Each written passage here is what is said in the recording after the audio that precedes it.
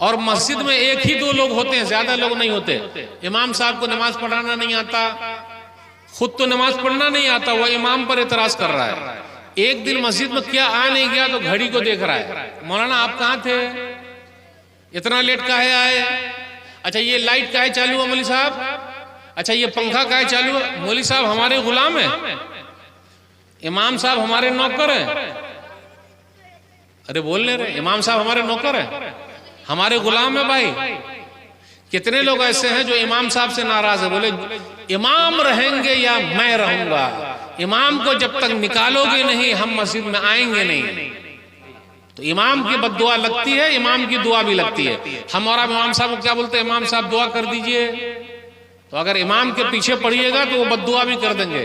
तो अगर जिन लोगों का कोई मसला इमाम साहब से हो या मौलवी साहब से हो, मदरसे के मौलवी साहब, इमाम साहब, कोई भी हो, जिसका भी हो, फौरन माफी तलाफी कर लीजिए, क्योंकि अल्लाह के दरबार में देर है अंधेर नहीं है। अगर ये हाथ ऊपर उठ गए और आपने जुल्म किया तो अल्लाह छोटे जुल्म पर भी पकड़ता है, बड़े जुल्म पर भी पकड़ता है, लेकिन पकड़ेगा कब?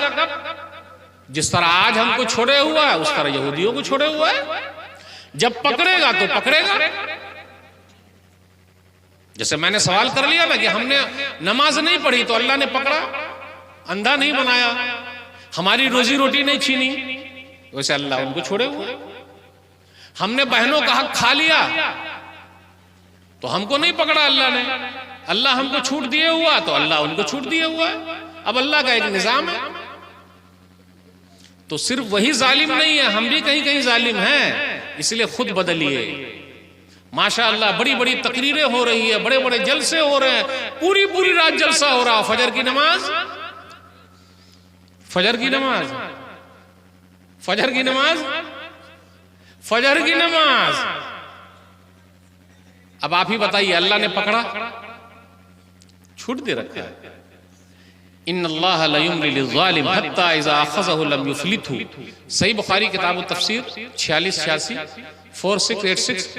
अल्लाह जालिम को मोहलत देता है, मोहलत देता है, लेकिन जब पकड़ता है तो छोड़ता नहीं है। वला तहसबन्नल्लाह गाफ़िलन अम्मा यअमलु ज़ालिमून इन्नमा युअख़्खिरुहुम लियौमिन तशख़सु फ़ीहिल अब्सार। सूरह इब्राहिम सूरह नंबर 14 आयत नंबर 42। आप सल्लल्लाहु अलैहि वसल्लम अल्लाह को गाफिल ना समझे जालिमों से, जो जालिम लोग कर रहे हैं। अल्लाह इनको मोहलत दे रहे हैं क़यामत तक के लिए। तो मेरे भाइयों, अगर हमने और आपने भी अल्लाह के कानून को तोड़ा है तो अल्लाह पकड़ेंगे, अगर छोड़ रखा है तो अल्लाह ने ढील दी है। इसका गलत फायदा मत उठाइए, अपने आप में सुधार कर लीजिए। हम और आप क्या कर सकते हैं ऐसे हालात में? खुद को बदलिए। इसलिए जो आयत मैंने पढ़ी, इन्नल्लाह ला युगय्यिरु मा बिक़ौमिन हत्ता युगय्यिरु मा बिअनफुसिहिम, अल्लाह उस कौम की हालत को नहीं बदलता जब तक कि कौम खुद अपनी हालत को ना बदल ले। आप में से मैंने कहा किसी को कोई MBBS डॉक्टर बनेगा तो किसी ने हाथे नहीं उठाया। फिर से पूछ लो भाई, MBBS डॉक्टर बनिएगा कि नहीं बनिएगा? कोई बच्चे हैं स्कूल के? कोई नहीं बने। अच्छा पुलिस कोई बनेगा? पुलिस, पुलिस बनेगा बेटा?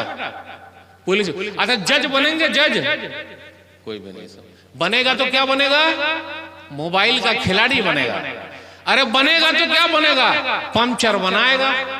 पंचर बनाना गलत नहीं है, लेकिन पंचरे बनाएगा काहे? पंचर बनाना गलत नहीं है, लेकिन पंचरे काहे बनाएगा? चाय बेचना गलत नहीं है, लेकिन चाय काहे बेचेगा? डॉक्टर भी बनो, इंजीनियर भी बनो, प्रोफेसर बनो, कुछ करके दिखाओ, और बॉलर भी बनो और बैट्समैन भी बनो। दुनिया झुकती है, झुकाने वाला, दुनिया झुकती है कि नहीं? झुकाने वाला चाहिए। और जब पढ़ाई लिखाई करेंगे ही नहीं तो आगे बढ़ेंगे कैसे? पढ़िए और आगे बढ़िए। होता क्या, अपने यहाँ एक फॉर्म भी नहीं हम भर सकते हैं, दूसरों से भरवाते हैं। काहे भाई दूसरों से भरवाइएगा, आप काहे नहीं भरिएगा? अभी मेरी बात हो रही थी सेंट्रल पुलिस के एक आदमी से, तो कहा मौलवी साहब क्या करें, मुस्लिम कौम ऐसी हो गई है कि 80,000 80 लाख कैसे हैं, उसमें से कितने लोग 80,000 लोग भरते, 2-3 मुसलमान होते हैं बस, वो आते ही नहीं, पुलिस में नहीं आना चाहते, जज नहीं बनना चाहते, वकील नहीं बनना चाहते, डॉक्टर नहीं बनना चाहते, कैसे होगा? तो खुद बदलिए और ठान लीजिए कि आप कुछ कर दिखाएंगे। और दुनिया करने वालों की कदर करती है, निकम्मों को दुनिया नहीं पूछती। अब आप ही बताइए, गुटखा खा खा के जिंदगी गुजारिएगा तो जिंदगी बचेगी? बोलिए, आप ही बताइए। गुटखा वाली जिंदगी अच्छी है? बिल्कुल नहीं। बीड़ी सिगरेट तंबाकू खैनी वाली जिंदगी अच्छी है? बिल्कुल नहीं। मेरे भाइयों, सोचने की बात है। जब तक खुद नहीं बदलिएगा कोई दूसरा आपको बदली नहीं कर सकता। अच्छा आप ही बताइए, हम और आप जिसको वोट देते हैं वो कौन सी गाड़ी पर चलते हैं? हम और आप जिसको वोट देते हैं वो बस पे सफर करते हैं क्या, ऊपर बैठ के? बोली ना, उर्दू नहीं आ रही समझ में। हम और आप जिनको वोट देते हैं वो बस के ऊपर जाके सफर करता है, वो अपनी लग्जरी गाड़ी में वो भी सफर करेगा, जाएगा, घूमेगा। उसका बेटा की अलग गाड़ी, उसकी बीवी की अलग गाड़ी, उसकी खुद की अलग गाड़ी, और उसका बेटा सब अमेरिका में, बरितानिया में, फ्रांस में पढ़ता है, जिसको आपने वोट देकर आगे बढ़ाया है। और हमारा बस के ऊपर सफर करते हैं। अच्छा लगा सुनने में? तो कहे तो जिंदाबाद जिंदाबाद के चक्कर में लगे हुए हैं जो अपनी झोली भर रहे हैं। अपने बाल बच्चों के लिए सोचिए, किसी जिंदाबाद कीजिएगा, फटफटिया पर घूमिएगा, एगो चाय पर ना घूम रहे हैं, कहीं तो चाय भी नहीं मिलती है। और जिनको वोट दे रहे हैं उनके बच्चे कहां पढ़ रहे हैं? अमेरिका में पढ़ रहे हैं उनके बच्चे। फसाद में, लड़ाई झगड़ा में उनके बच्चे आगे नहीं हैं। अच्छा आप ही बताइए, आईसीसी है अपना क्रिकेट का जो बोर्ड है, उसका सेक्रेटरी कौन है? मैं नाम नहीं लूंगा, है ना भाई, है ना, है, आगे बढ़े हुए। जितने मंत्री हैं और संतरी हैं, सबके बच्चे कहां पढ़ रहे हैं? सब बाहर। और जिसको आपने वोट दिया, जिंदाबाद का नारा लगाया, और आप बस के ऊपर सफर कर रहे हैं, धक्का मार मार के, घुसा घुसा के ये करता है, फिर भी नहीं सोचते कुछ बदलने के लिए। बदलिए, अपने आप को बदलिए, अपने बच्चों के लिए सोचिए। दुनिया कुछ नहीं करेगी जब तक हम और आप नहीं बदलेंगे। इसलिए आइए, कंपटीशन में आइए। अंसार शेख का नाम जानते हैं आप लोग? नहीं मालूम? अंसार शेख, सफीन हसन, उनको भी नहीं जानते। हाँ, खान साहब को जानते हैं सब। खान साहब को जानते हैं ना? मालूम है आपको खान साहब? मैं किस खान की बात कर रहा हूं? नाम मत लीजिएगा वरना यहां रिकॉर्ड हो जाएगा, इसलिए हम भी नाम नहीं ले रहे। वो खान साहब को सब जानते हैं, लेकिन अंसार शेख को कोई नहीं जानता। अंसार शेख 21 साल के सबसे कम आईपीएस ऑफिसर है, सिर्फ 21 साल के। सफीन हसन 22-23 साल के सबसे छोटे आईपीएस हैं या आईएएस हैं, बहुत सबसे छोटे हैं। और क्रिकेट की दुनिया के तेज बॉलर अब महान तो है ही।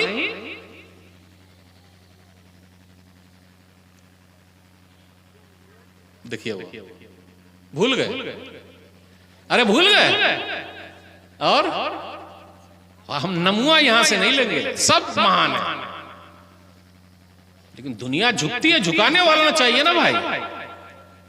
3 मैच खेला लेकिन झुका दिया। अब देखिए मुस्कुरा है सब। 3 मैच खेला और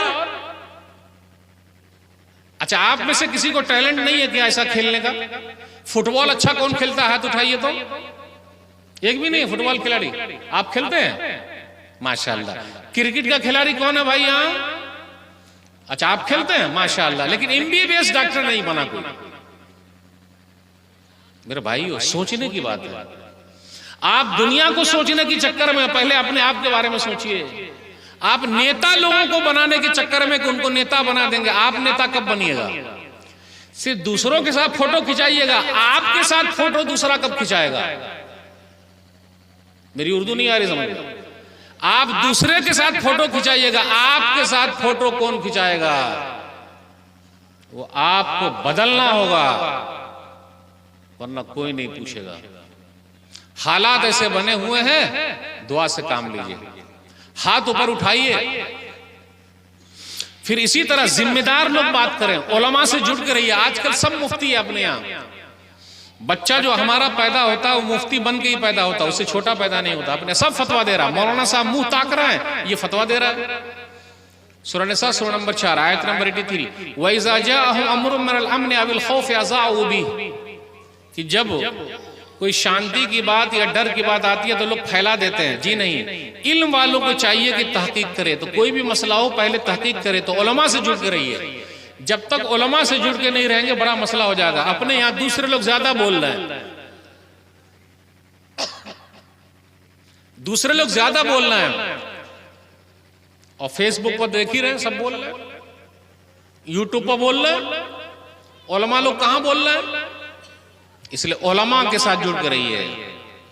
आज कोई भी फेसबुक पर आके गुतरा जुब्बा लगा के बोले बड़का मौलाना है, और मौलवी साहब गुतरा जुब्बा नहीं लगाए तो छोटके मौलाना, मौलवी साहब है ये नहीं है। जो तकरीर कर ले वही मौलाना है, जो दूसरा तकरीर ना करे वो मौलाना अपने यहां वही है ना भाई। सबकी फील्ड अलग अलग है भाई, इसलिए कुछ बनिए, हालात को खुद बदलिए, रोना छोड़ दीजिए। आंसू पोंछने वाला कोई नहीं है। जख्म हर घर में है तो मलहम हर घर में मिल सकते हैं या नहीं मिले, लेकिन नमक हर घर में मिल जाएगा। तो नमक अगर लगाएंगे तो जख्म ज्यादा हो जाएगा। आज हमारे यहाँ क्या लोग कैंची हैं, कैंची जानते हैं? कैंची अपने के लिए कैंची, दूसरों के लिए कैंची, जबकि हमें और आपको क्या बनना है? सुई सिलने का काम करती है और कैंची काटने का काम करती है। देख रहे हैं कितने लोग काट रहे हैं, भाई भाई के पीछे पड़ा हुआ। सुन लीजिए, मैं ऐसी कहानी जानता हूं, वक्त नहीं है बताने का। भाई की जब दोस्ती शुरू होती है तो दुनिया याद रखती है, फलाने भाई में क्या दोस्ती है। दोनों भाई की दोस्ती देखो, दुनिया याद करती है। और जब दुश्मनी शुरू होती है तो सुन लीजिए, एक भाई का जनाजा उठा, सच्चा वाक्य सुना रहा हूं। एक भाई का जनाजा उठा, दो भाई में दुश्मनी हो गई, तो जनाजे को निकालने के लिए, अच्छा ये इसको क्या बोलते हैं आप लोग? टाट बोलते हैं क्या? वो जो पीछे घिरा हुआ, वो टीन वाला, जो टीन वाला, पहले लकड़ी वाला टट्टी होता था, अभी भी होगा, अभी भी है टट्टी। तो टट्टी देहात में बहुत होती है, तो बीच में खटिया जाएगी कैसे? टट्टी को हटाना पड़ेगा तभी खटिया जाएगी जनाजे वाली। अब आप लोग यहाँ खटिया पर जनाजे को ले जाते नहीं ले जाते ये पता नहीं, लेकिन जहाँ खटिया पर ले जाते हैं तो टट्टी को हटाना पड़ेगा। जब दो भाई में दुश्मनी हो गई तो एक भाई ने कहा हम टट्टी नहीं हटाएंगे चाहे भाई का जनाजा जैसे जाए। तो जनाजे को, वो लाश को एक चादर में रख के तब अंदर से निकाला गया है, और उसके बाद खटिया पर बाहर रखा गया। यह है दुश्मनी। जमीन यही रह जाएगी कि लेके जाएंगे कब्र में? बोलिए ना, कब्र में लेके जाएंगे ना जमीन को? पैसा कब्र में ले जाएंगे ना? काहे नहीं ले जाइएगा? अरे ये जो है ना, क्या पहनेंगे व्हाइट वाला? कफन में एगो जेब बना लीजिएगा, उसमें पैसा घुसा के ले जाइएगा कब्र में, ठीक है? सब यही धरा रह जाएगा।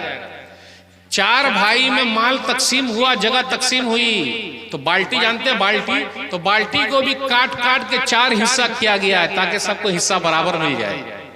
अच्छा है ना बाल्टी को काटा तो? अरे भैया किसी को बाल्टी दे देता तो किसी को दूसरी चीज दे देता, तो काटा का बोले इंसाफ यही है, काट काट के दो। एक बाल्टी को चार हिस्सा काट के दिया गया है। यह है दुश्मनी भाइयों की। एक भाई की दुश्मनी पैसे के मसले को लेकर, बड़का भाई या छोटका भाई मारने के लिए भागा है, और मारा भी है, गाली बात भी दिया है। हम में से जितने लोग बैठे हुए सब मन ही मन में सोच रहे हो कि मौलवी साहब फलाने के बारे में बात कर रहे हैं। अरे ये भी तो सोचिए कि मौलवी साहब हो सकता मेरे बारे में बात कर रहे हो। अपने अंदर गलती कहाँ है? हम तो दूध के धुले हुए हैं, हमारे अंदर गलती कहाँ है? अरे भाई जी नहीं, खुद बदलिए। ये सब तकरीरें इसलिए बदलने के लिए, और माफ करना सीखिए। आज हमारी डिक्शनरी में माफ करना नहीं है।